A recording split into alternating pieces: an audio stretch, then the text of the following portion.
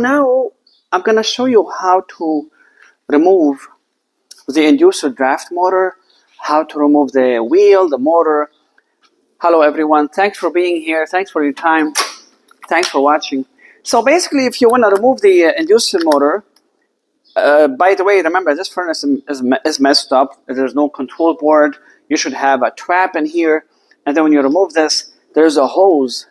Basically, there's like a clamp, and you need to get a long something like this, right, to disengage that metal clamp, right? Because there is a motor here. You have a condensation or condensate trap. All the condensation from the furnace comes in it. So this is already removed. I don't have the control board. Just keep in mind, so you know this furnace is the same like yours if you have the same one. Mine is just weird because I'm missing a lot of stuff.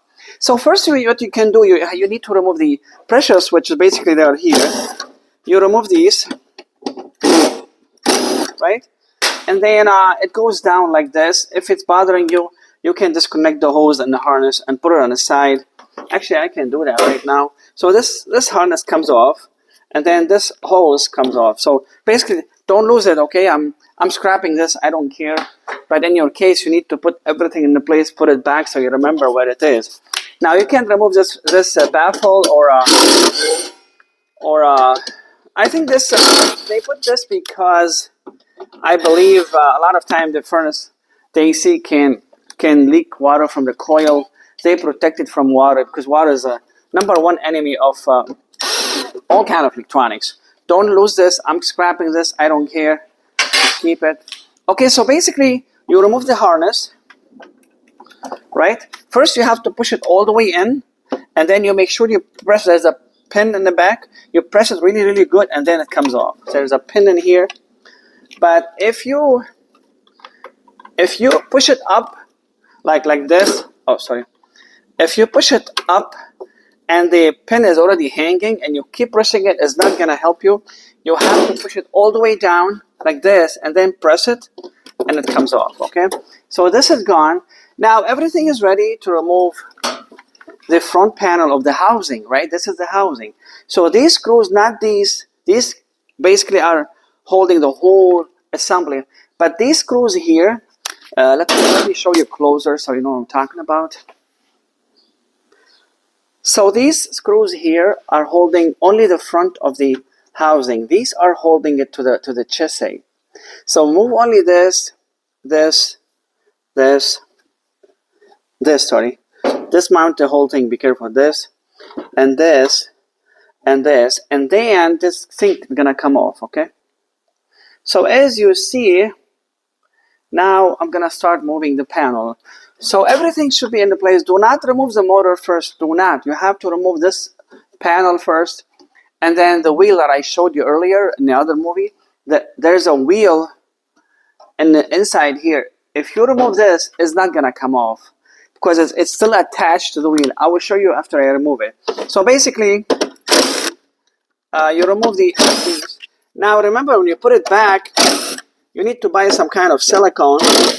I don't think it has to be like a sealant, like a glue, but it's gonna be just a regular silicone to prevent it, to seal it. So I have everything removed for all these, and this should come off. Now don't go crazy on it like this. It's better to start from one corner because it's gonna peel and it's gonna come off. So this is the housing.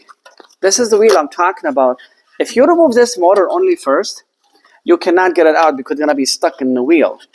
This looks really good and new, so it's very good. So I'm going to show you. You can leave this alone. This is the glue I was talking about. You can remove these guys, okay? And you can get a silicone. Now, if you have no heat and you don't have a silicone, you can put it without silicone. I know I don't recommend it, but not for a long time, just for a day or two to get the silicone. If you want, you can also go to Carrier or Bryant, see which silicone they recommend. That's what it is here. Again, it doesn't stick. It's not like a sealant. You don't want it to seal because in the future you might need to replace it again. Buy the one just to seal. So we're gonna go ahead and show you how to remove everything, okay? Give me a minute so I can set it, and we go for. Okay, so we are ready. So basically, of course, you want to put something here to protect the motor in case you want to keep the motor. If the wheel is bad, you want to keep the put something like soft. You don't want to put it on the rough stuff. You can damage it. Again, this motor can be used, could be at least $200. Sometimes they're $600. So what you need to do, you get an Allen key, and you remove it, okay? So I have it somewhere here, the Allen key. So luckily, this furnace is in a really, really good shape. And that's Allen key. I don't have the size, but anyway, a lot of times this can be rusted and can be a hell of work. So I'm gonna go ahead and go counterclockwise. Sometimes it could be difficult, but go nice to it. Okay, so in this case, it's gonna be a little bit difficult. So what I'm gonna do, I'm gonna heat this very, very little. I mean, don't go crazy. You don't wanna melt the wheel. You can heat it like just a little bit. So when you put a drop of oil in it, somehow the oil, when it's hotter, it will spread into these threads, and somehow it's gonna release it. Okay, I'll show you in a minute how to do it. So as you see, I'm trying not to touch the wheel, just the metal. Don't go crazy, just a little bit, so the oil, if it's cold, it will spread faster. See, I'm just barely hitting the metal. So that's enough. And then when you put oil on it, see, the oil is going to spread much faster. You can see it's going to just spread very fast. You see, it's going to go into it very nice. Again, do not go crazy. You don't want to melt anything, just not even 20 seconds. That will allow the oil to go everywhere. And then what you're going to do, again, a lot of people don't agree with that. You're going to hit it very nicely, just a little. You want to cause some kind of shocks to the screw, so it's going to release itself. Just a little bit. Don't go crazy, just like this.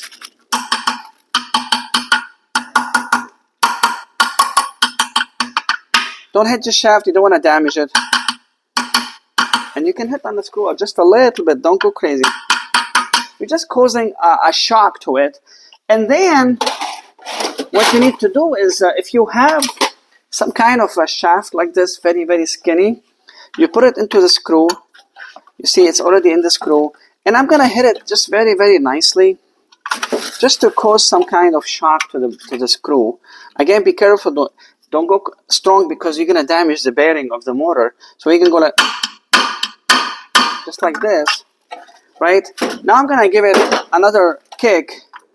And then I will see, again, if it doesn't come off, I'm not going to keep pushing it. I don't want to strip my my Allen key, right? So this actually, basically, this is really the hardest part of the whole thing. So you're going to go one more time. See? Now, unfortunately, I stripped my... I think this is not the perfect size, so I'm going to find one much better.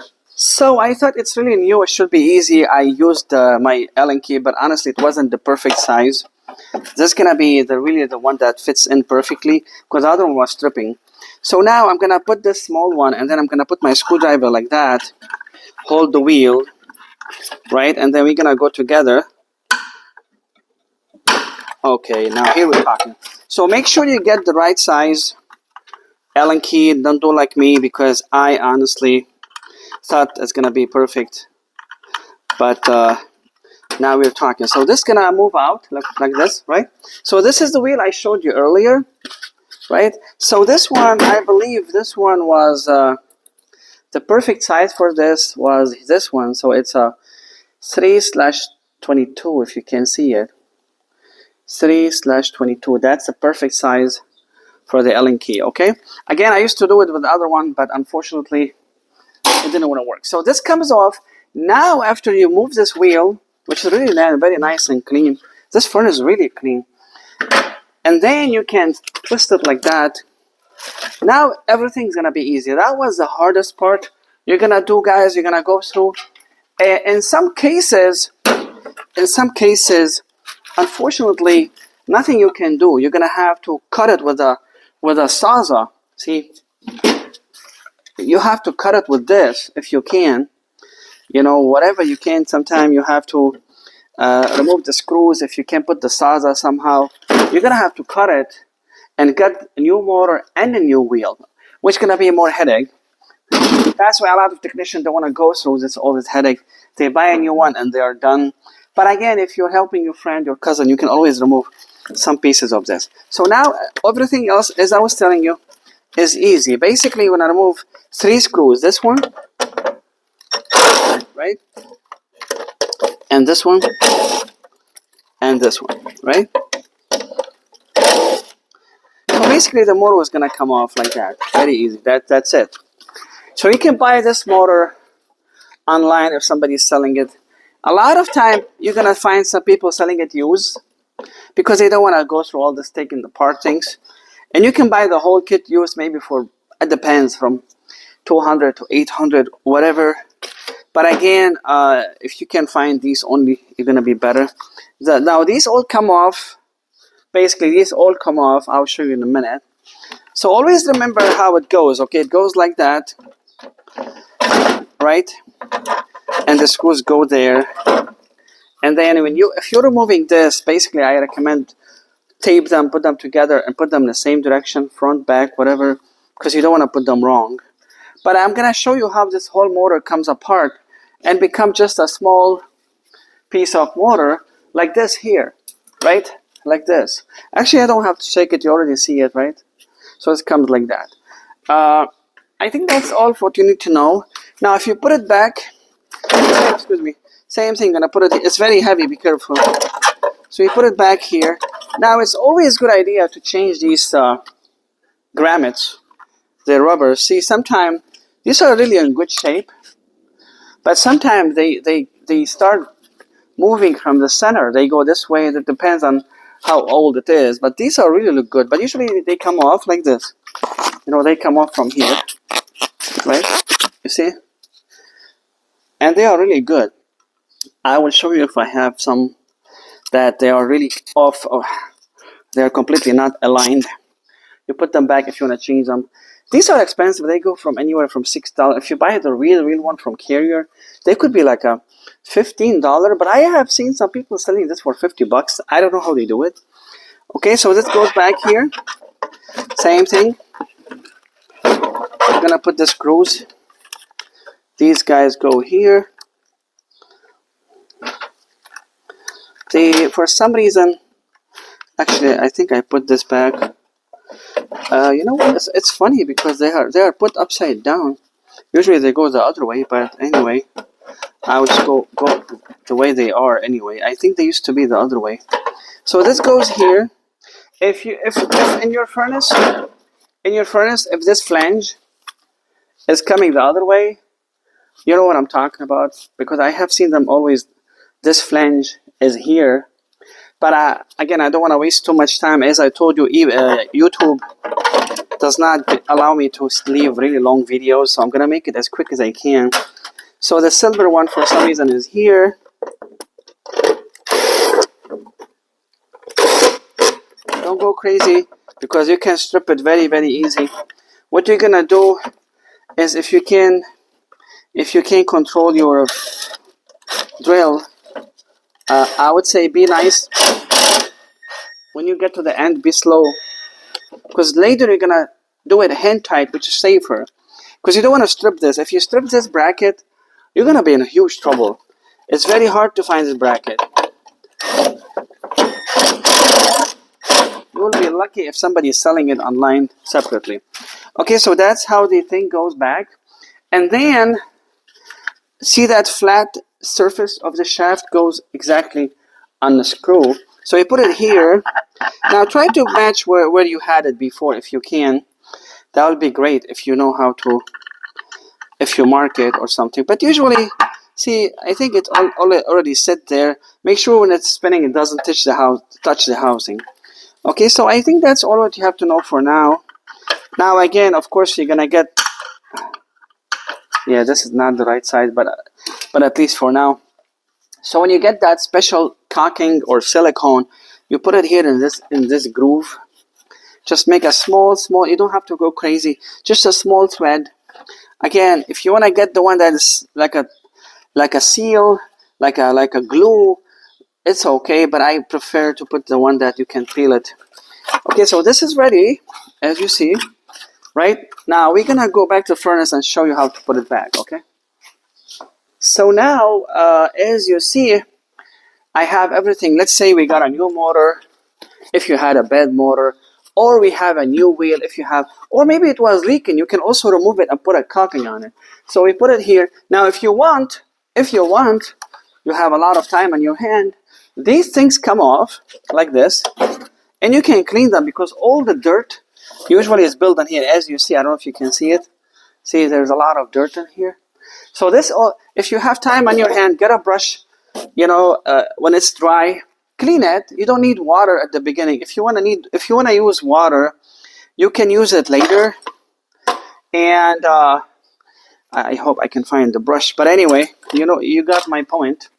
So if you want to just, if it's not too much, with a dry brush or toothbrush, and put it back. This goes same thing. Remember how you take it off?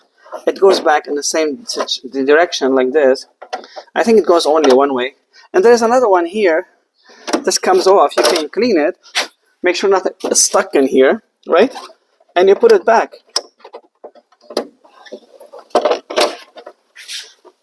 I hate it. It's a little tricky one. Okay, so that goes here. And you're all good. Make sure you check if something is stuck in here. And then you put it back. Now it's, let's say you change the wheel already.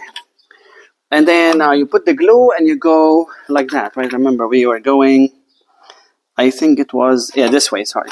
So remember, this is here, when it's plugged, basically it's another application because this furnace, I believe it's a multiple position. Sometimes people put it in the attic like a horizontal. So in that case, they have to use a different drainage. So in case for you to know how to put it, which direction, you remember this was disconnected, so there was a hose in here. As I told you, I'm missing the condensation here and a control board. This furnace is going for scrap. But if you don't know which direction you go, you look at this. Oh, this was sealed, so I don't have a condensation trap here. You have it here, so you go this way, okay? So we go this way, and then it goes into place. Very nice. Very, very nice and easy. Yeah, the only thing is in my way, I believe, is this guy here. I have to push it a little bit more, I believe. No, that's good. Okay, so we are all in, right? It goes perfectly into place. Now again, when you put the screws, I'm afraid it's gonna fall down. When you put the screws, again, do not go strong. Be careful. Watch your speed. You can go a little bit all the way till before the end. And then you do hand tight, okay, please, because this is very easy to crack. Very easy to break. See how, now I can use a drill because I know how to control it. If you can, that's great. If not, I would say go easy on it because again, these are very fragile. And this motor is very expensive.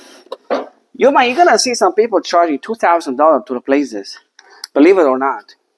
And a lot of times people, you have no idea how many times I go to a job and the other company, they don't want to even replace the inducer. They go with, hey, you need a new furnace.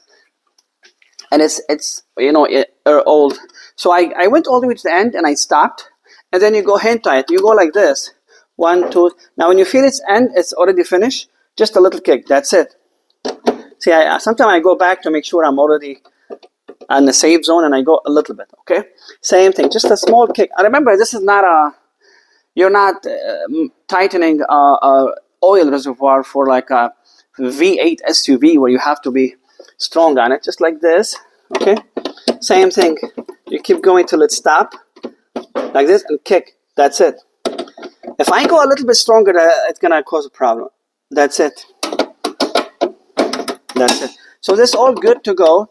Now, of course, I don't have the condensate trap here. You're gonna connect the hose. There's a hose coming here, and then we're gonna have to put the pressure switch. Remember, we removed it. So this is by the way, it's a 3 pressure switches, because this furnace in particular, I think I'm wrong. No, that's the way to go. This pressure switch in particular has a 3-stage pressure switch. Remember, 3-stage, 1, 2, 3, and then also it's a modulating speed for the inducer motor, and the gas valve has also 3-stage. 1, 2, 3. So this is really very, very high efficient, and it has a lot of extra moving parts because it's high efficient. Okay, so that's all what you need to know. Now, of course, don't forget the harness. We put the harness back here, and then also the pressure switch harness. Okay, so let me see how much time I have. If I can give you, don't forget the hose. And of course, you have another hose coming here. I'm missing it, but you got the point. Let me see how much I have time. I can maybe, no, I think that's it. Okay, thanks for your time.